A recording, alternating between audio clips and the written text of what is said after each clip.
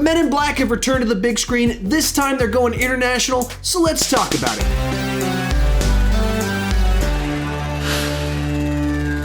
Men in Black International is a continuation of the Men in Black franchise as well as continuity, except with Chris Hemsworth and Tessa Thompson stepping into the lead. I was in high school when the original Men in Black came out, so it's always going to kind of have a special place in my heart. So the question is, does this film live up to the original? Before I give my answer to that, be sure to share your thoughts on the film down below in the comment section, or if you haven't seen it yet, your excitement level for the film. With that said, let's get started talking about the good. And right off the bat, this is just a fun world to explore. In the original film, they did such great world building, whether you're talking about all the odd, quirky, strange aliens or the Men in Black themselves. They created a tone, a world that I like to go to. Even though some of the past films have disappointed me, I always look forward to a new adventure inside of this world, and this one was no different. And I had a lot of fun returning to this world and actually getting to see not just the New York City version of it, but going global, exploring different places with a new set of characters. I had fun doing that. It's also a very quickly paced movie. You move from plot point to plot point in a way that you can follow everything, but you're having fun along the way, and it never really dragged for me. As always with these films, it's populated by a bizarre set of creatures and characters that are fun to be around. Two of the standouts for me was one, Pawnee, voiced by Kumail Nanjiani. He basically gets all of the best lines inside of the movie. He steals every scene that he's in, and he kind of gets to be a hero at a couple of different points, but he was definitely the standout for me. It was also a lot of fun to see Rebecca Ferguson get to play a fun role. I've only really ever seen her in serious roles before, or fun films where she's playing a more serious role. Here, she gets to go full camp as an alien inside of the film, and it was a lot of fun to see that. Also, this probably has the most cohesive story since the original film, and based purely on just the mystery to be solved by our Men in Black, I think this might be my favorite of the four mysteries that they're trying to solve. Now, granted, I love the story of the original film, but it's fairly straightforward and simple, and it works because of a great villain inside of it. I think this one, the story itself has a few more layers that make it interesting. It's also structured differently than the way the mystery is structured in the previous three films. The way the villains are used inside of this film is different, as well as the artifacts. And so I just enjoyed all those elements about this particular film. With that said, let's move on to the mixed aspects of the film. And the big thing here is that it's all too safe. It never makes any big, gigantic missteps, but it also never really wows you.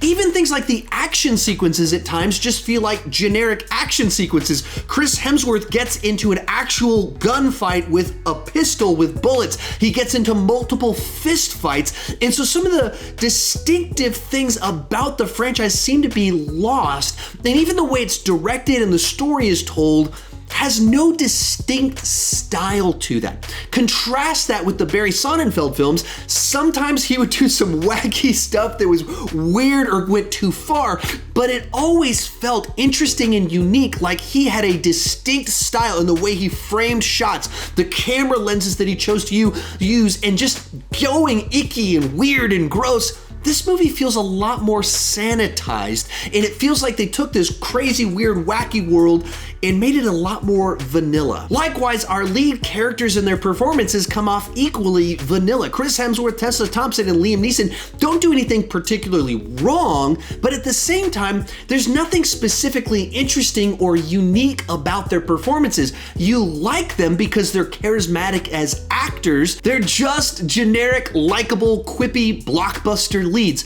Contrast that with Will Smith and Tommy Lee Jones, who it's difficult to imagine two other people bringing what they brought to those roles and having the chemistry that they had on screen. It's so their personalities and these characters combined into one to create these iconic MIB agents. With that said, let's move on to the bad. First thing that comes to mind is that it can be a little bit predictable at times. You'll be piecing things together before the characters put certain things together. There's also a couple of plot points that feel a little bit contrived and a few too many coincidences of certain things lining up on the exact same day. Another problem is a good bit of the humor falls flat. Normally, I find Chris Hemsworth really funny, even when he's in movies that are bad. He's the best part because he has amazing comedic timing. Here I felt he was a little bit off, or maybe the writing wasn't good enough, and so the jokes didn't land the way that they were supposed to.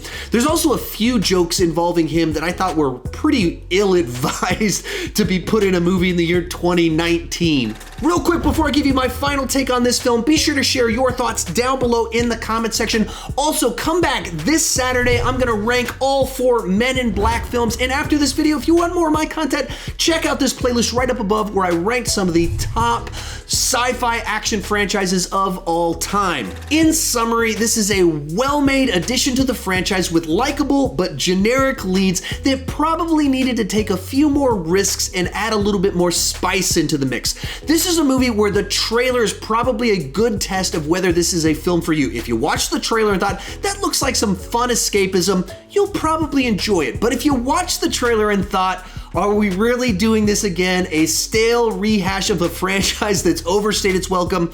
It's not going to win you over. For me, I'm in the first group. I had fun with it. Overall, I would give this movie a B and a 7.5 out of 10, and I gave you my recommendation 5 seconds ago. Be sure to come back Saturday for my ranking of all 4 Men in Black films. Also, be sure to check out that playlist right over there for more content like this video. And can you look right here, please?